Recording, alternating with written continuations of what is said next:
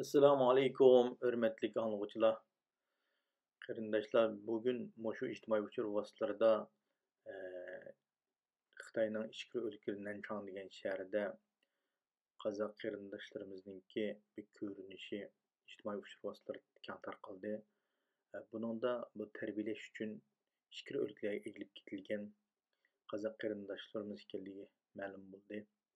Demak, Xitoy tajovuzlarining Sharq Turkistondagi Uyg'ur, qozoq qatorliq millatlarni ichki o'lkalarga Sharq Turkistonda tarbiyalash jazo lagerini kengaytirishdan boshqa yana ichki o'lkalardagimi ba'zi bir Xitoy shaharlariga shundoq shaklda yerlashtirayotganligi, o'rlashtirayotganligi, bularning mengisini yuvish harakati ilib berayotganligi o'tirib chiqmoqda.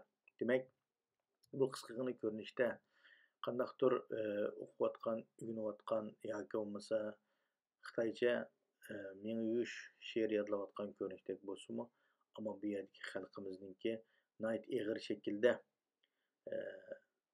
ro'yi jihatdan zararga uchrayotganligi ma'lum. Gerçi bu oshkorlangan qozoq qarindoshlarimizning naq maydonda ko'rinishi bo'lsa-mu, necha yuz minglagan qarindoshlarimizni maxfiy turmalarga o'tkazib ketganligi, bir qismlarininki mandaq shaklda oshkorlanib qolgan ko'rinishi qarindoshlar.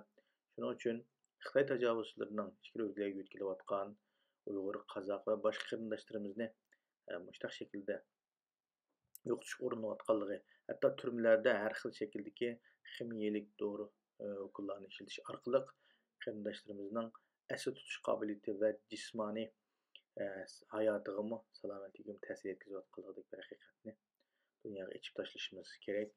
Uning uchun bu programmani tayyorladik. Hammanglarning tarqib qo'yishinglarni umid qilamiz.